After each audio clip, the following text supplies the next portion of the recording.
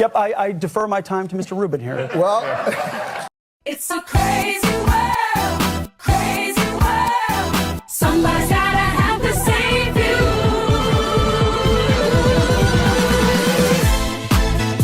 It's a crazy world. It's a crazy world. Somebody's gotta have to save you.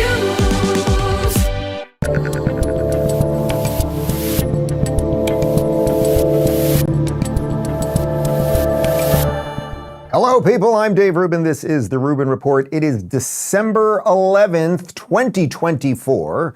We are live streaming on Rumble, on Locals, and on YouTube. If you have not shared, subscribe, tap that notification bell. At this point, I just don't know what to do with you. We welcome all of you. Please just click. It's literally click, and then you move on with your life. Quick correction up top.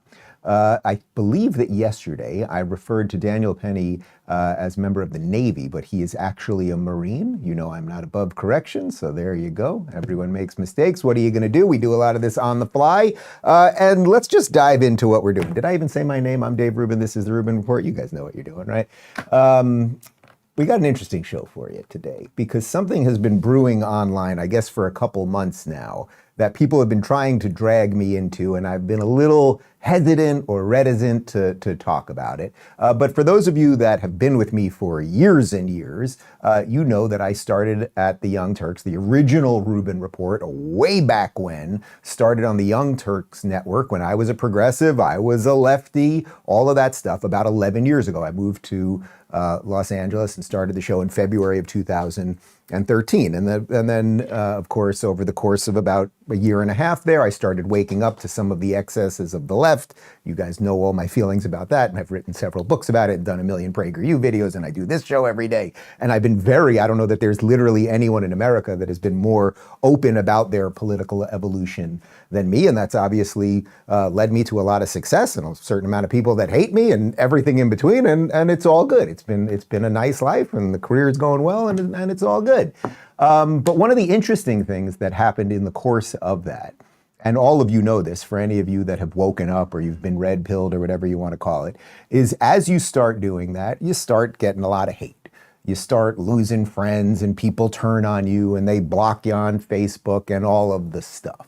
Well, over the last couple months, one of the hosts at the Young Turks, Ana Kasparian, who was an extremely good friend of mine, I would say my best friend in LA for those first 2 years in LA, hung out all the time, multiple times a week. We did plenty of shows together, all of these things, was invited to my wedding. We shared events and stuff together, like super, super close. She apparently in these last few months, or I guess really it started, I think, sort of post-COVID, has been waking up. She's going through her own wake up, her own evolution, her own red pilling. And more people almost every day are reaching out to me like, Dave, you got to talk to her. You got to talk to her. She's going through what you're going through. I see all these memes of basically people saying, oh, she's going to be the next Dave Rubin, all of these things. Anyway, we were very close. She has said an awful lot of kind of nasty, dishonest things about me over the course of the last 10 years. I think you guys that watch the show, and you can even look on YouTube and Rumble and everywhere else, I've mentioned her maybe once or twice over the years on other shows when people have asked me about it, but it's not, it's not something I'm that interested in, is the sort of one-on-one back and forths and fights and all of those things. I've said a couple things about Cenk on this show. He's the other co-host, obviously. But I just didn't want to be in that, in like the back and forth fight and all of those things. So I've just for 10 years basically ignored all of the sort of nasty, dishonest things that have been said about me. The reason I'm doing the show the way I'm doing it today is because over these past few months, as she has woken up, she's starting to see the light, let's say. She now has been on a couple of shows where she's talking about that evolution. And I think we're at this interesting moment where I've been talking about this wide tent thing forever. And it's like, okay, well, the wide tent is also going to include some people that maybe did get some things wrong and did say nasty things about all of us, even some of us personally and all of those things. So I'm going to lay out a show for you today that's going to be a bit of a bit of my history, but also like, what do you do when someone is waking up and you want to be gracious, but you also don't want to be a fool, and much more. Okay, I think I've said enough for now. So let me show you a quick video compilation. These are 3 videos of Ana over the past, these are all within the past 3 or 4 months, discussing her political awakening. I can definitely be honest about my own flaws and my own mistakes, because I bought the mainstream media narrative that there wasn't a migrant crisis. Really? And yeah, I did believe it. I believe, because look, I was an idiot, because I mean, who do you trust in today's media landscape? You are painting a picture of the homeless community. You know, how could you be like this? You know, these are your unhoused neighbors and they need help. A few people accused me of being racist when I had never disclosed the race of the individuals who did this to me. That woke me up. Because I'm like, oh my God. I am 1,000,000% guilty of honestly allowing him to kind of break my brain for a little bit, because I saw him as such a significant threat. Yeah. When I look at my life right now and I ask myself, which political party has made my life worse? It's not the Republican Party. Locally speaking, the Democrats have complete control and they have nearly destroyed my family's livelihood. Okay, we are living in trash and squalor everywhere. Okay, so for those of you that don't know Ana or don't know my history with Young Turks or any of those things, it doesn't matter that much. What I'm showing you there is someone who is a public figure who is waking up. And I don't want to make this all about like personal drama and any of that stuff, which is why I really haven't addressed this thing for quite literally a decade, since 2014. The second clip that you saw there, where she's talking about how she was accused of being racist, one of the things that woke her up, apparently there was some COVID stuff, but the thing that really woke her up is she lives in Los Angeles, where I used to live, and she was accosted by somebody on the street and then suddenly started putting the pieces together right outside of her apartment, suddenly started putting the pieces together as to what's going on with the homeless and the drugs and all of the criminality in LA and everything else. So you know, I always say the thing about, you know, a conservative's just a liberal mugged by reality, right? And in this case, it's quite literal in her case. So I thought for just a second, we would find one video of me and Ana together just to illustrate that we were incredibly close for all these years. This is just 15 seconds or so. This is 10 years ago this week, actually. It was right before Christmas, 2014. Well, so my best moment, clearly, that thing right there. Yay! Did get engaged a couple weeks ago. A round of applause from the crowd. Okay, so, God, we were kids. I mean, we were really kids. That is crazy. But the point is, we were super close again. She was invited to my wedding. There was no hard feelings. As a matter of fact, when David and I left the Young Turks, when we told Ana, we took her out. Ana, you probably remember this. It was on Melrose Avenue. We went to Zinc and we took you out. We all had red sangria, and you actually started crying because you didn't want us to leave, right? And I'm not doing this to open up old wounds or anything else. But the point is, we left on absolutely fine terms. And unfortunately, so now I'm going to show you the sort of unfortunate part because it needs to be addressed. And then I think that there actually is a way out of this. Ana is now acknowledging that she made some mistakes. She didn't see certain things. She had Trump derangement syndrome. She's accused people of doing things that maybe she regrets. So here's just one. They've done so many videos about me, and I've done none, like literally none. But here she is 6 years ago going after me because I'm some sort of sellout or something. $1.5 million home, so it must be good. Let's go to the next video. Again, this is Rubin on a Brazilian pro-Bolsonaro propaganda show. What is news really is what's really happening in culture. What are people really thinking about? Yeah, he's all about big ideas. What are people really thinking about? For someone like Dave Rubin, he's thinking about dollar signs. Thinking about dollar signs. That interview, I didn't know, or no, I don't even know that it is a pro-Bolsonaro channel. It was a bunch of college kids that I met at, I think, a Turning Point event who asked me to sit down and talk to them for a little bit. I did not get paid for it. But anyway, you can see, and the reason I'm showing you that clip is this: we know what the left does with people. What do? You impugn their motives, right? They're a sellout, they're evil, they're doing it for some nefarious reason, right? There's no honest assessment of my thoughts or my issues, right? She goes out of her way, actually, to not address. I'm making a point about culture. She doesn't address that. It's that he must be a sellout. This is how much his house costs. Like, okay. And again, I want you to see this not for the little drama that they're potentially was or could be with me and her, but because we've all gone through these things. Every single one of you watching this that has been red-pilled has had the friend turn on you on Facebook or block you or some of the other things. Just real quick, here's just like a tiny compilation of some of the titles of the videos that she has done on the Young Turks about me. Okay, and it's just all, I'm a useful idiot for fascism. My friends hate my existence. It's all dribble and it's nonsense. And again, I did not play in this game. I am not doing this for any of that. But now, okay, so what really escalated this to my desk?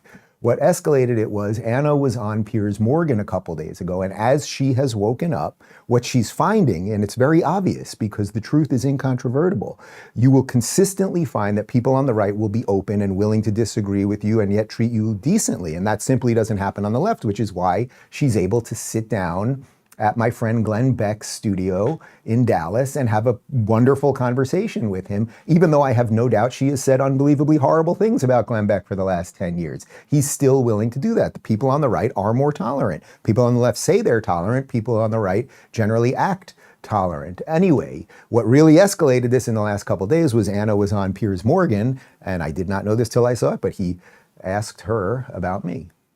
But what people have said is they said you were quite outspoken. I'll play it to you. This is what you said when Dave Rubin pivoted. Let's have a look. There has been this prevalence of prominent figures who identify as the left, right, or on the left, who then later start to, cozy up to right-wing figures, and then it turns out that they completely move to the right wing because they're essentially paid to do it. They're used as tools by the right wing to essentially spew right-wing talking points while purporting to still be on the left. In fact, Dave Rubin's a great example of that. Dave Rubin used to work with us. He identified as someone on the left. Dave. Yeah, go ahead. Forgive me, Anna. Dave Rubin made a video for PragerU, Why I Left the Left. Oh, I know. He does not, in fact, state to the world that he's still on the left. I don't know who you have in mind, so I can only address the one name that you gave. So, I mean, have you pulled a Rubin, as some people suggest? I mean, I'm still pretty left-wing, and I'm still working at the exact same place. Look, I don't know. Maybe I was wrong about Dave Rubin, but I just felt that he, first of all, after he left TYT, he did lie about us, and that bothered me because we were still friends, and I didn't understand what was going on. So I was discombobulated about what was happening with Dave after he left TYT. He did leave on good terms, so it was weird. And, he kept saying that he was this classical liberal, but had trouble defining what that meant and had trouble reinforcing or at least backing up some of the claims that he was making about, his newfound identity. So, look, live and let live. Dave is doing his thing. I did feel that his pivot was strange, but maybe it was sincere. Who knows? Wrong one, the other book. Okay, so look, I will take the concession on maybe I was wrong about Dave Rubin, and then she has to backtrack a little bit because she's I suppose still on the left or whatever that means. So she has to claim that I don't know what I'm talking about. I mean, I did write. Can I have it? I have a book that I wrote right here. It's called Don't Burn This Book. It was a New York Times bestseller, despite the fact that the New York Times is not too kind to people like me or who write things that are actually true. And it explains all my classically liberal beliefs. I wrote a follow-up, by the way, which was also quite good. Great stocking stuffer. So there's some sort of implication there that, again, that I did this for money. The funny thing is, try to imagine around 2017, where the culture was, the idea of leaving the left, and I was doing it for money. So I couldn't explain myself, and I was doing it for money. I mean, it just doesn't stand on its own. Also, as for this concept that I lied about the Young Turks, I mean, it's just simply not true. As a matter of fact, I know that they actually were lying to her about why we left. I did not ask for more money. There's a whole bunch of nonsense. I didn't ask for more money. I just said I was leaving. As a matter of fact, David, who left with me, who was the producer at the time, he was paid by the Young Turks a whopping $40,000 a year to be a producer there. They offered, if he would stay, they offered him $80,000, and we still walked. That was a hell of a lot of money in our lives at that time. So I think there's some confusion there. And again, I don't mean to make this about the myopic portion of this, but I will take the maybe I was wrong about Dave Rubin part. And maybe there will be an apology along the way, and then there will be a sit down and everything else. We shall see. about that. But I was very conflicted about this over the last week or so as Phoenix and I were discussing whether we should address it or not, or what we should do with this, because I don't like the internet, like gotcha stuff. Except I think the thing that overrides that for me, or I guess what I know overrides that for me, is that I probably more than anyone, I mean, my evolution was real, but also this wide tent thing that I've been calling for is real.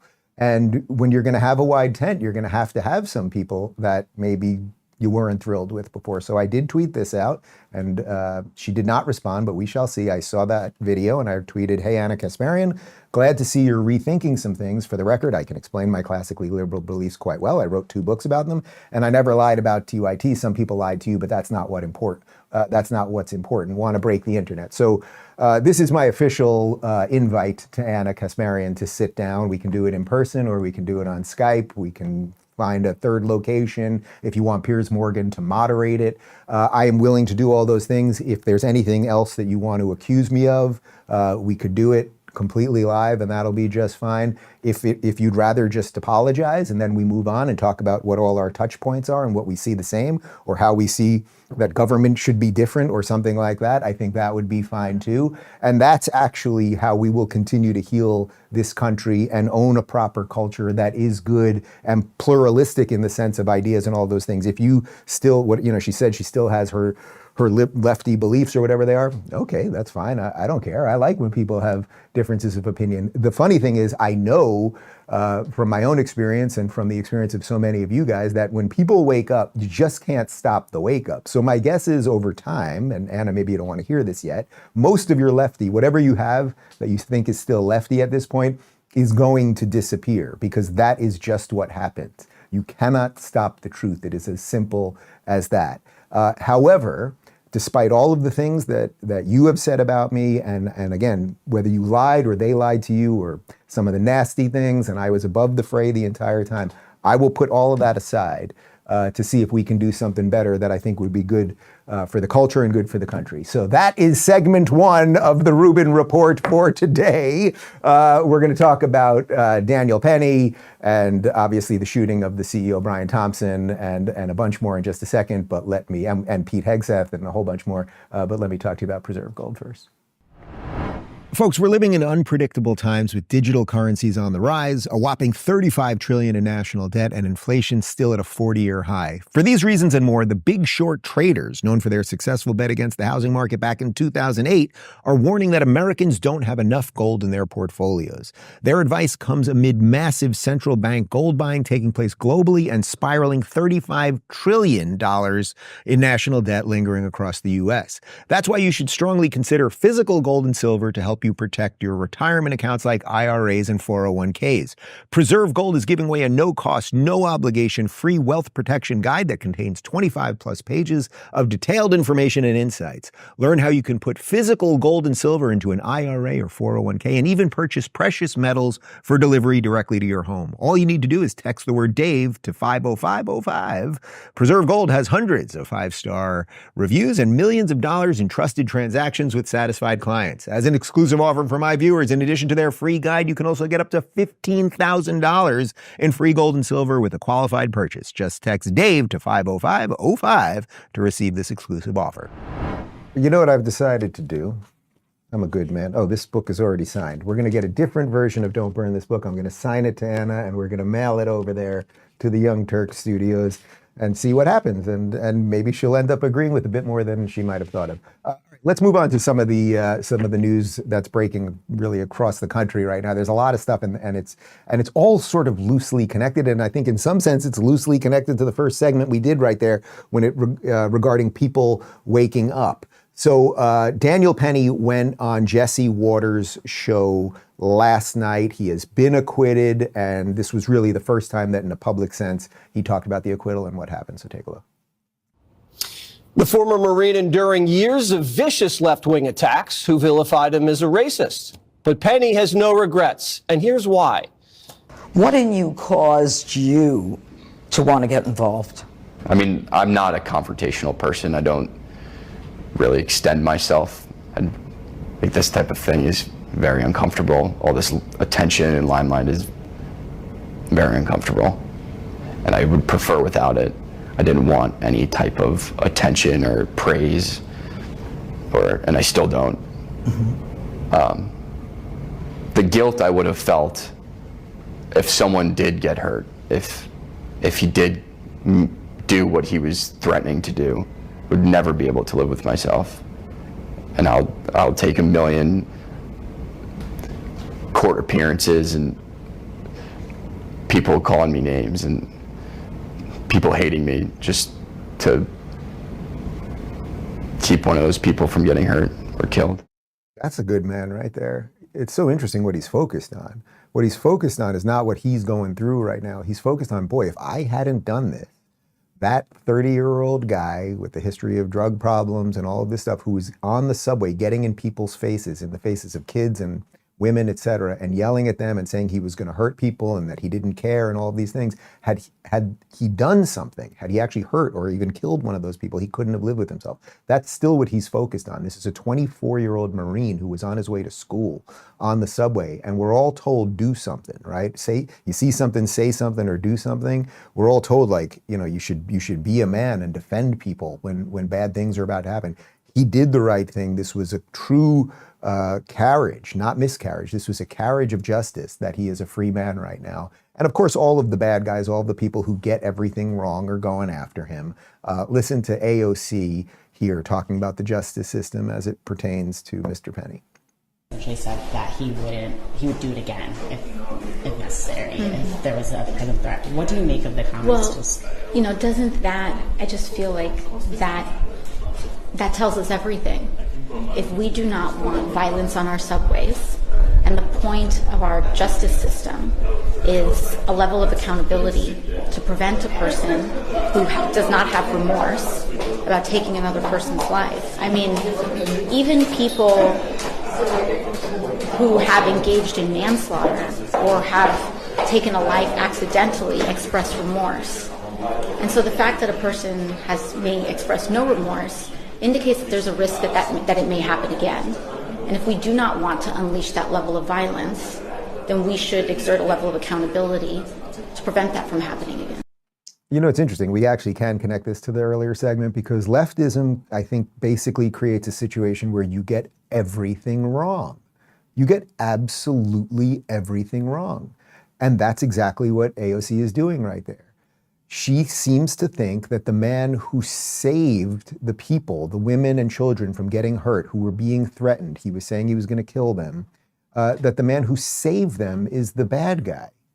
And that is just simply not true. So what is it about the set of leftist ideas that makes people get virtually everything wrong? They get everything wrong in terms of economics. They get everything wrong in terms of the family. They get virtually everything wrong across the board. There's a deep spiritual component to that, I think, because they seemingly only believe in themselves rather than anything else. So it's only if the world would behave and everyone would behave exactly as they wish.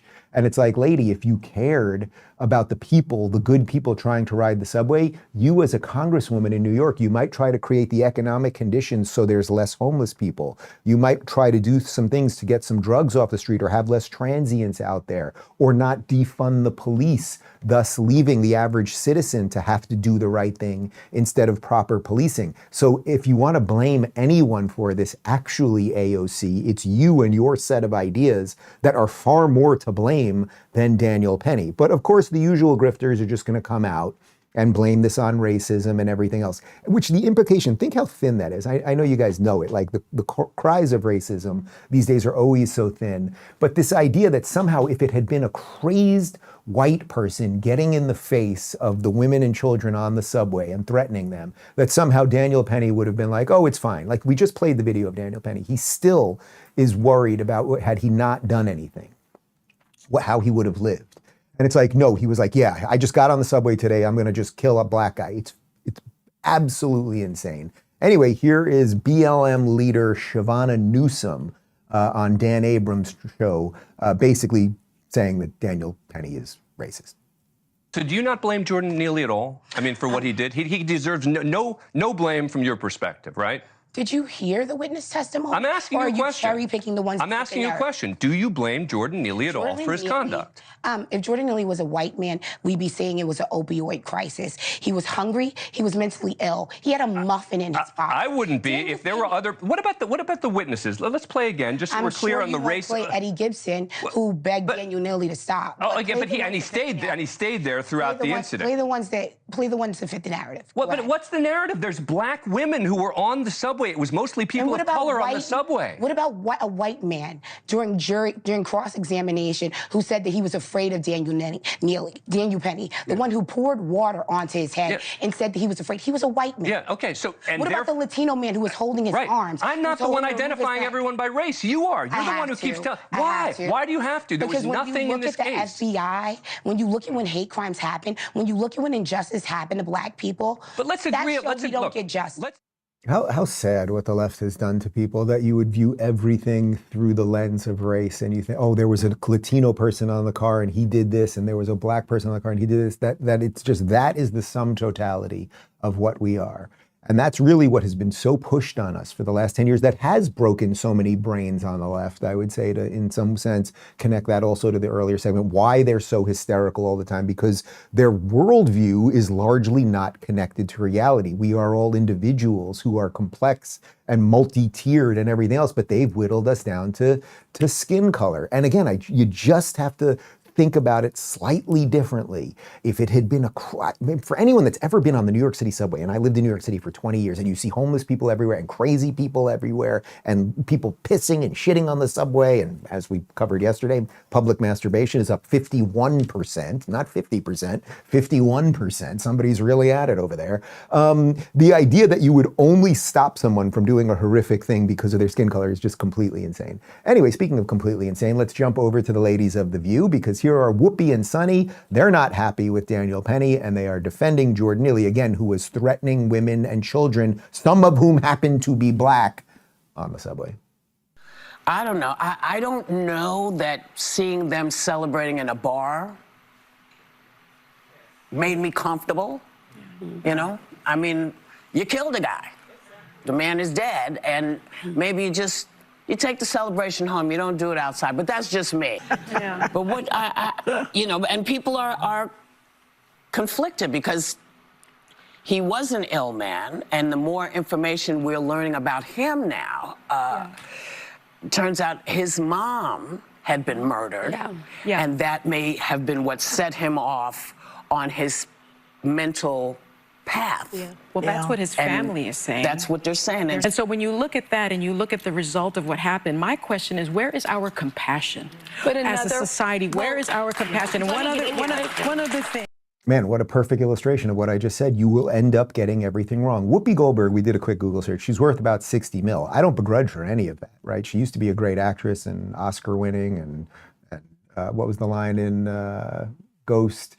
Molly, you in danger, girl. Like, she used to be great. Now she's horrible. She gets paid a lot of money for it. But I don't begrudge her any of that. But the reason I'm bringing up the amount of money she makes is, Whoopi, you don't have to be on the subway in New York City. I'm going to guess you haven't taken a subway probably in decades, that you have a private car and security that picks you up from wherever your house is, probably outside of New York City, and drives you directly to the studio. And there's a series of people that protect you throughout that. And there are security guards literally in that studio with you, and people have to pass through metal detectors to get there. But Whoopi, let's try it a different way. I think your real name is Karen Walker, if I'm not mistaken. Now imagine Karen Walker had never become Whoopi Goldberg, and imagine Karen Walker was just another woman who happened to be black on the subway, and a crazy person, for whatever reason they were crazy, or whatever mental health issues they had, or whatever had gone on with their family, or drugs, or whatever. Imagine they got in your face, Karen Walker, and they were screaming at you and threatening to kill you, and imagine you were sitting with the little 5-year-old kid next to you. How would you feel about this whole situation, Karen Walker? I suppose a little bit different. So I suppose Whoopi Goldberg should probably check in with her inner Karen Walker. And of course, I'm not even going to address Sunny. She's just a racist idiot. Alyssa Farah, she is the pet conservative over there. You know, she gets the cookie, she gets pat on the head, but every now and again, she says something sane. And Alyssa, I guess Christmas came early. I think it's It's a tragedy that Neely is dead today, but I do not think that the villain is Daniel Penny. I think it is the city of New York who repeatedly fails people who could be a danger to themselves and others. And as you mentioned, he was on this list. He had previously assaulted a woman, committed some minor offenses, petty crimes, but he was somebody who I can say I've been on the subway and felt unsafe. People that I've talked to on our staff have been on the subway and felt unsafe. Yeah, you're exactly right there, Alyssa. Congratulations, you got one. That's exactly what I said yesterday. The very same people who have defunded the police, who have created horrible economic conditions in the city, who have let in all of these migrants, who've created a situation where it is simply public masturbation up 51%. It is less pleasant, let's say, to be on the subway. There's more people with mental health problems out there. Like there's basically just a giant stew of bad stuff, right? And it leads to something like this. So it is the fault, well, you know, when she says it's the city, it's the fault of the people who have been in charge of the city. It's the fault of the people who have put all of these things out there. Now, look, there's no perfect system. You could have an absolutely wonderful system and competent governance and all of those things, and still, could someone who's not mentally well get on any kind of public transportation and threaten somebody and end up in the same situation? Yes. But we know that there's something particularly nefarious. There's something particularly out of whack when it comes to New York City. Now, interestingly, over the last couple of days, I've played you a few videos of New York City Mayor Eric Adams, who has largely been a far-left progressive, but he is waking up to some of that nonsense. He's suddenly talking about how he's for deportations and that the sanctuary city thing wasn't so great and everything else. And here he is with an actual sane take on the verdict. First, as I stated when this incident first happened with Jordan, that's my son's name. And so, these incidents that happen in the city is not only professional, but they're personal, and we take that with us. Jordan should not have had to die. And I strongly believe, as I've been stating, probably from day one, we have a mental health system that is broken. When you have someone repeatedly going through that system, that's a signature of failure. And we need help in Albany and in the city council. We can't sit back and mourn the loss of someone that is caught up in this system when we're not taking the action every day. But a jury of his peers heard the case, saw all the facts and all the evidence, and made a decision. And I joined DA Braggs in stating that I respect the process. Yeah, that's right.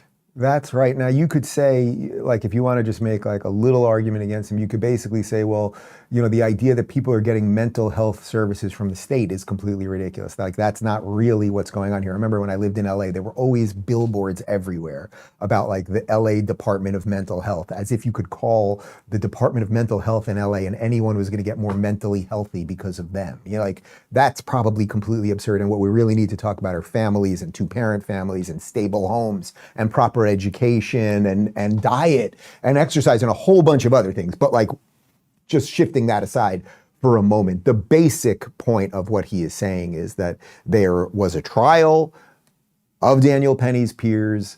They heard the evidence.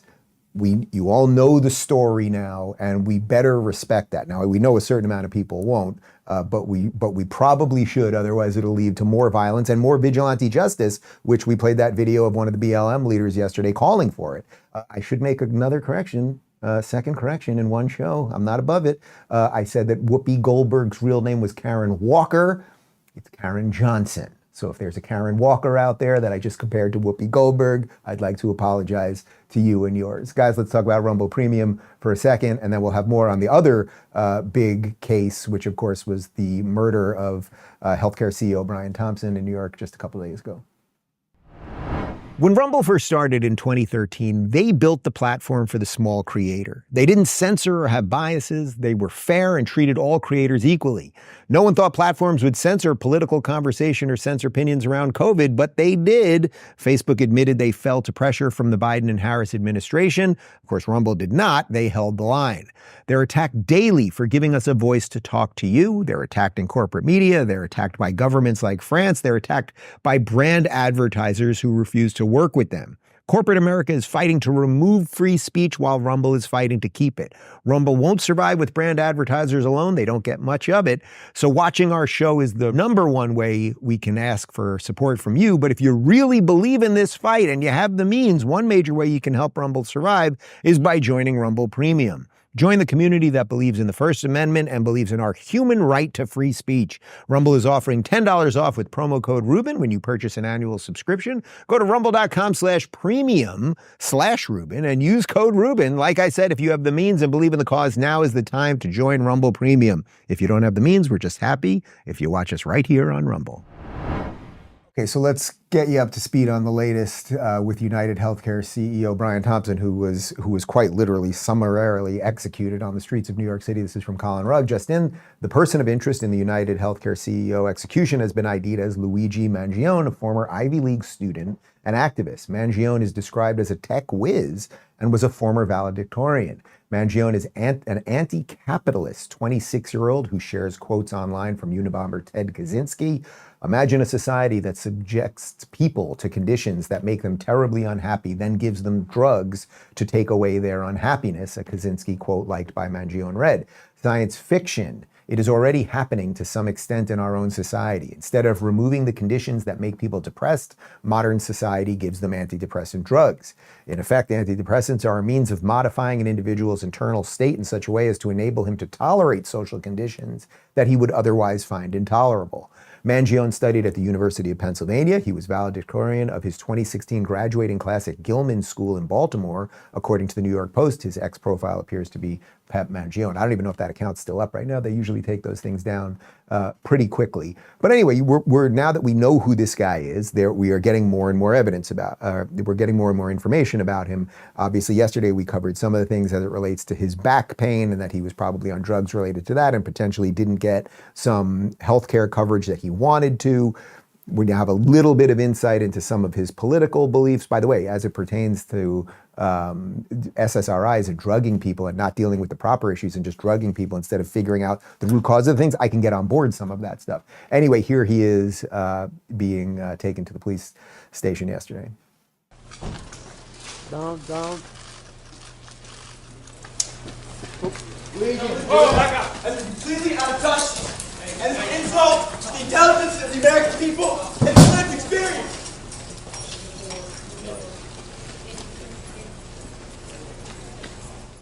Okay, so I don't know what's going on there. Now there is, like, I think you can probably put two and two together and sort of connect it actually to the previous story in that, you know, there's something going on with mental health there. He's talking about his lived experience. That's like leftist language 101. He's clearly written about and liked posts as it pertained to mental health and things of that nature. So was he not getting prescription drugs that he needed? Did he feel he was being overprescribed things? Did they not deal? All of these things. And actually none of it matters, because no matter what your reasoning is, you cannot take the law into your own hands and just execute somebody on the street just because you think that they wronged you or through a company wronged you and they happen to be at the helm of that company. Now, you'd think in a sane society you wouldn't have to say that, but there's an awful lot of lefties online who are defending this. We played some videos of it yesterday. Anyway, Luigi's former roommate went on Jesse Waters to discuss the sort of discrepancy between the person he knows and the person who committed this murder. You feel strange now that this guy who you lived 6 months with has now been picked up on murder charges? I feel strange because he was a great friend, and I would consider him, you know, a close friend, and that somebody who would assassinate somebody is completely incompatible with the person that I lived with, the person that I cooked meals with, the person that, you know, was part of book club and other activities with. It's like two completely different human beings. Yeah, that's why I asked you if he took drugs, because it looked like he snapped at some point and went haywire. But we'll see how it shakes out. Okay, again, we will find out more about him, about his history, and everything else. The reason that I think these two stories are so connected is that there is a mental health problem in this country that is maybe partly because of prescription drugs, but it's also partly because so many people have been lied to by the media for so long. So many people have been taught all of the wrong things, taught that they are growing up in a country that is fundamentally evil, is founded on slavery, and that the world is going to end in 10 years because of climate change. And so much of that is connected to what I think now is happening in the country, where we're reversing some of those cultural trends. And that's actually exactly why, since the day after the election, I've been saying we are about to see an unbelievable booming renaissance in America, an 80s style revolution in America, revolution in the most positive sense.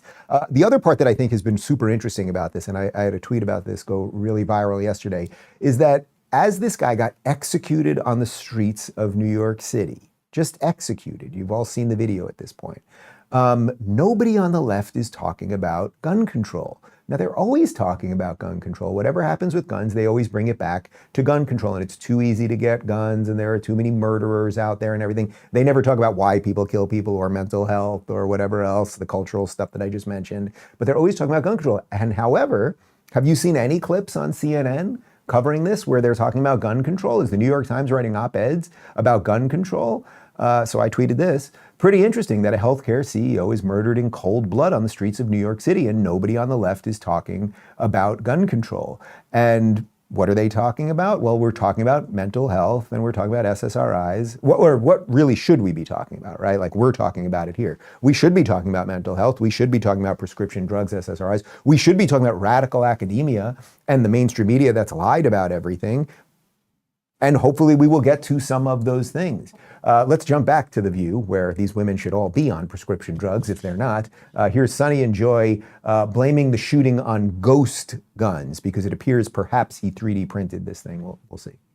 I was going to bring up the ghost guns because, I think it's all speculation now as to why someone so young, so promising, would do something like this. There's some indication that he was also suffering from chronic back pain. Like severe chronic back pain. And who hasn't? So everyone has back pain. Yeah, so we're not sure. We're not sure why this happened, but we do know the instrumentality that was used, and it was a ghost gun that can be printed on your computer. And I think what is so frustrating to me is that, you have all these lobbyists lobbying and saying that this is not a firearm. It obviously is a firearm because a man was killed using one of them. Yep. Another point, these ghost guns are up for discussion at the Supreme Court right now. So let us hope that they do the right things because, let me say, they do not have serial numbers. No, they're ghost guns. Yes, they are sold online as do-it-yourself kits. What type of country are we living in? That some nutcase can get a gun that has no serial number that he can make the same way that he can text me? Come on. Yeah.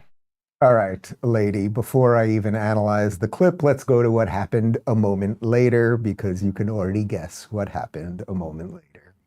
Ghost guns are, making a homemade gun isn't illegal under federal law. And so I wanted to make that clear. But what is interesting, and I know it's not a political topic, but the Biden administration, they put in place a rule, it's called 2022 rule, required for the first time that these kits include serial numbers, which you refer to, and that people who buy them from dealers be subject to background checks.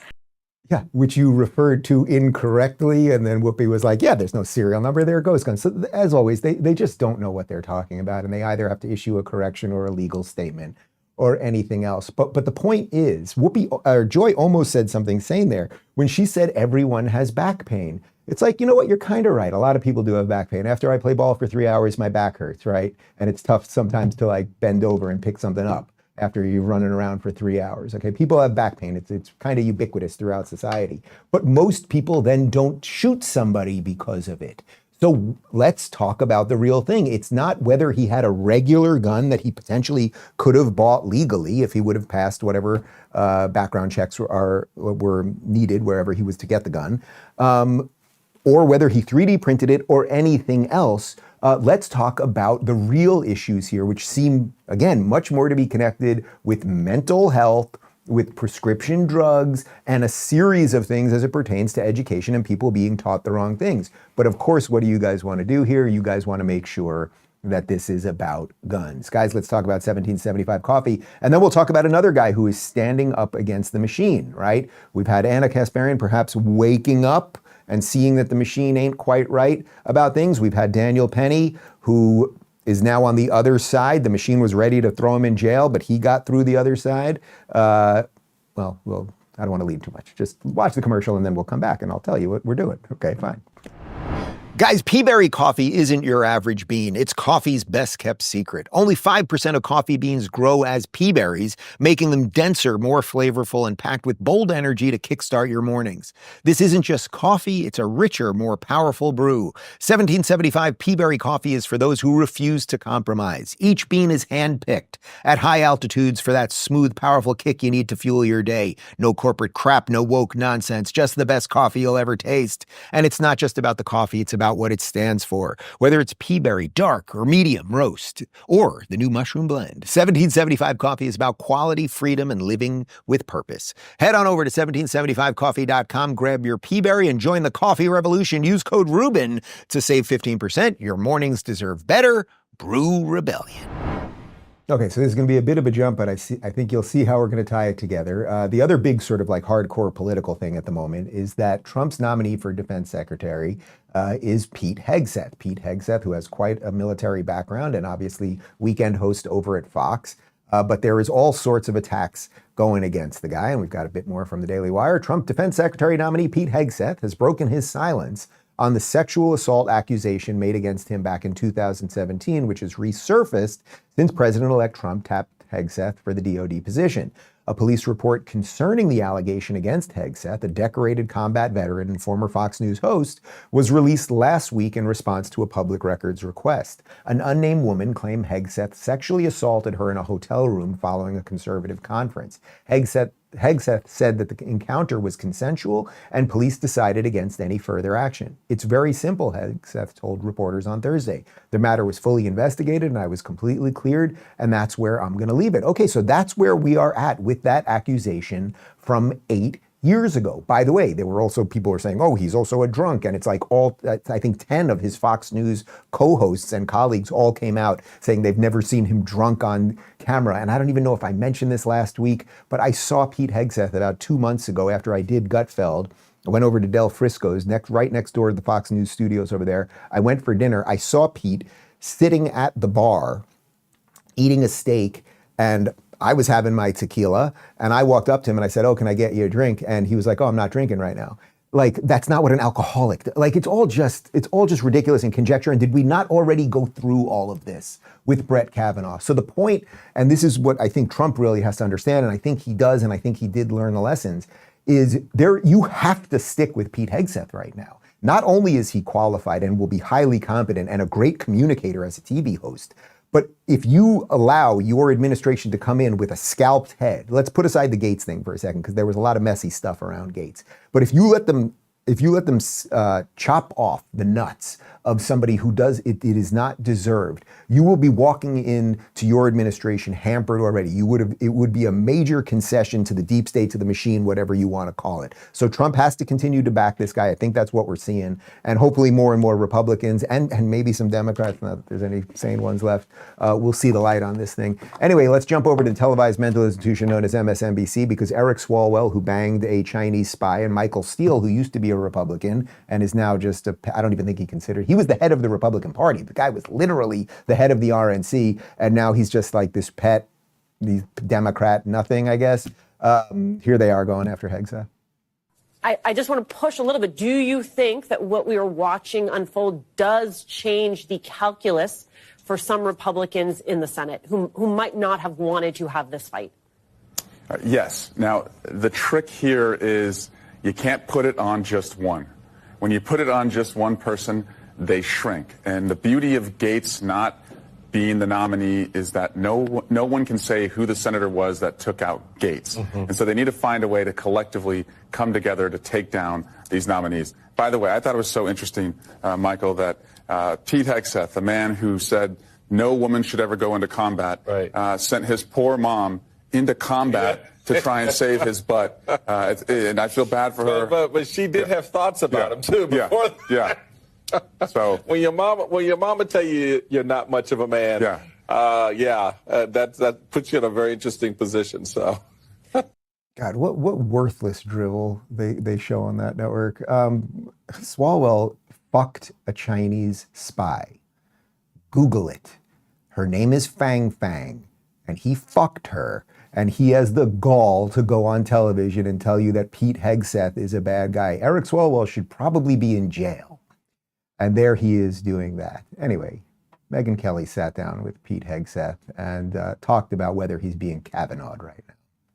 Do you think you're being Kavanaugh'd right now? I had a member not 45 minutes ago look me in the eye in private, just he and I, and say, that's what they're trying to do to you. That's what they're trying to do to you. That's their playbook. Get ready for more. And they're going to make it up, just like they have so far. All anonymous, all innuendo, all rumor, nothing sourced, no verification, and they're just going to keep doing it because you're a threat to them. You're a threat to their system. You're a threat to all the things in Washington, D.C., the swamp, the things that people have rejected. You're a threat to that. And so they're coming after you. And I know that. He knows that. And when you stand firm on that, it's not difficult to just continue to fight. So, yeah, we saw what happened, but guess what happened? Kavanaugh stood up, and he fought, and he won. And hopefully Republicans have learned that lesson. And Trump stood by him. And Trump stood by him. What you're seeing right now with me is the art of the smear. Yeah, and that's the point, guys. If we've learned anything in the last decade, is don't give in to the lies. What does Jordan Peterson always say? Don't apologize unless you've actually done something wrong. There is no evidence that Pete Hegseth has done anything wrong, and I think he laid it out there quite well. The people going after him and the way they launder the lies through the New York Times and the Washington Post and CNN and MSNBC and everything else, the way they launder the lies is they just put out a rumor there and it's an anonymous source, and then they start talking about that and someone references an article. Oh, on MSNBC, they're talking about a Washington Post article where someone anonymously said this and blah, blah, blah. But this is the moment. This is the moment to stand up, and you can just see it so clearly. He gets it. He gets it. That's the beautiful thing that has shifted in culture. So many of us get it right now that if enough of us get it and we're like, no, we will not partake in the lie anymore. We will not let you take out good people. And why are they going after him? Because they know he's going to do what he says he's going to do. And that's the biggest threat to them. And as I referenced earlier, Donald Trump better get it. Well, there's a lot of evidence that he actually does. How's it going with Trump right now? Is he so far standing by you, and have you spoken to him? I spoke to him this morning, Megyn. I mean, he's amazing. He's a fighter. He's been through this himself. And he told me the last thing he said to me, well, two things he said to me when I left his office when he chose me was, well, besides what he said about being a warfighter, we can get into that, was you're going to need to be tough as shit. You're going to need to be tough as shit. But he paused again as I was walking away and said, but you're the man for this moment. I chose you because you're the guy that's going to put the war fighters first. We haven't had that. We need a guy that's kicked down doors and understands the consequences of war and why us deterring war, fighting it, and winning it is important to him. He gets it. And we can get into the policy of all of that. But ultimately, he reiterated the same thing this morning. Hey, Pete, I got your back. It's a fight. They're coming after you. Get after it. Yeah. And again, would they come after someone they didn't fear? It wouldn't be worth it. So you're going to go after the biggest target. So I'm glad to see that Pete gets it. I'm glad to see that Trump gets it. I think more and more of you are getting it, and there will be a fight ahead, but do not let them Kavanaugh you, man. So, okay, so where are we at in this show? There was a little of everything here, but let me try to tie it together.